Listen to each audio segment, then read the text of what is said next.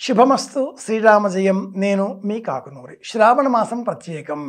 శ్రవణము అంటే వినడం అని అర్థం. శ్రావణము నూరడం అని అర్థం. శ్రావణ మాసం అనగానే ఇది పండగల మాసం. నభో మాసం అని వేదంలో ఈ మాసానికి పేరు. శ్రావణ మాసంలో ఏ దేవుణ్ణి పూజించాలి? శివుణ్ణి పూజించాలి. అలాగే విష్ణువును పూజించేవారు పూజించవచ్చు, ఇష్టదేవతలను పూజించవచ్చు.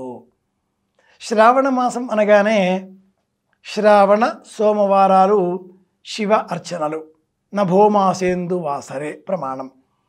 శ్రావణ మంగళవారాలు గౌరీదేవిని పూజించడం, శ్రావణ శనివారాలు వెంకటేశ్వర దీపారాధన, శ్రావణ శుక్రవారాలు అమ్మవారిని పూజించడం, అందులోనూ వరలక్ష్మి వ్రతం, శ్రావణ పౌర్ణిమ హయగ్రీవ జయంతి రాఖీ పండుగ, శ్రావణ మాసం కృష్ణపక్షం అష్టమి తిథి కృష్ణాష్టమి, శ్రావణ మాసం అష్టమి తిథి మహాలక్ష్మిని ఆహ్వానించడం, శ్రావణ పంచమి గరుడ పంచమి, నాగపంచమి అన్న పేరు ఈ వ్రతానికి మరొక విధంగాను. ఇలా చూస్తే శ్రావణ మాసం అంతా పండుగల మాసం. చాతుర్మాస్య వ్రత దీక్షలలో అంతర్భాగంగా శ్రావణ మాసంలో పాలు ఆహారంగా స్వీకరించకూడదు. ఇలాంటి నేపథ్యంలో శ్రావణ మాసం మనం చేయవలసిన ప్రధానమైన నియమం వినడం నేర్చుకోవడం. ప్రతి విషయాన్ని వినడం ప్రారంభం చేయాలి.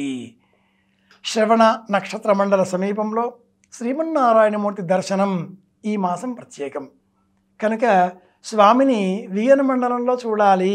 వాకుడు చెట్టు ఆధారం చేసుకొని స్వామి తల కింద చెయ్యి ఉంచి నిద్రిస్తాడు అని విష్ణు పురాణం వర్ణిస్తుంది. విష్ణువుని గురించి ఈ వర్ణన.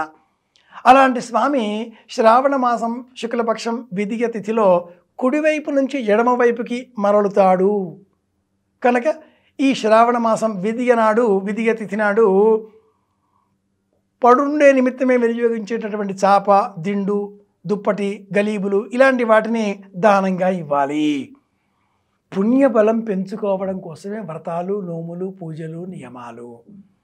ప్రధానం నమ్మకం. రెండు, ఆ నమ్మకానికి విశ్వాసానికి అనుకూలంగా మన ప్రవర్తన. నమ్మకం ఉండాలి అంటారు. ఆ నమ్మకంతో పంచమి నాడు గరుడ పంచమి, జీమూత వాహనుడి స్మరణ, అలాగే అష్టమి నాడు సూర్యారాధన, ద్వాదశి నాడు విష్ణువును స్మరించడం, పౌర్ణిమ నాడు జంధ్యాల పూర్ణిమ, రాఖీ పౌర్ణిమ, యజ్ఞోపవీతం మార్చుకోవడం, వేదాన్ని పూజించడం, సంస్కృత భాషా దినోత్సవం నిర్వహించడం, గురువును పూజించడం, ఇలా ప్రతిరోజు ఏదో ఒక పండగ పేరిట శ్రావణ మాసం అంతా ఉత్సాహాన్ని కలిగించే మాసం అవుతుంది. అన్నింటిలోకెల్లా కూడా తనమాలికమైనటువంటి పండుగ వరలక్ష్మీ వ్రతం. వరాలిచ్చే వరలక్ష్మీదేవిని పూజించడం కదా. కనుక శ్రావణ మాసాన్ని ప్రత్యేక శ్రద్ధతో అనేక వరాలు అందించేటటువంటి వరలక్ష్మీదేవికి సంబంధించిన మాసంగా స్వీకరిస్తూ శ్రీమన్నారాయణమూర్తిని పూజిద్దాం, సోమవారాలలో శివారాధన చేద్దాం అన్నట్టు సంకటహర చతుర్థి, ఈ శ్రావణ మాసంలో వచ్చే సంకటహర చతుర్థి ప్రధాన ప్రత్యేక సంకష్టహర చతుర్థి అని పేరు. సంవత్సరంలో ఏ మాసంలో ఈ సంకటహర చతుర్థి వ్రతాన్ని ప్రారంభం చేయాలి? శ్రావణ మాసంలోనే ప్రారంభం చేయాలి.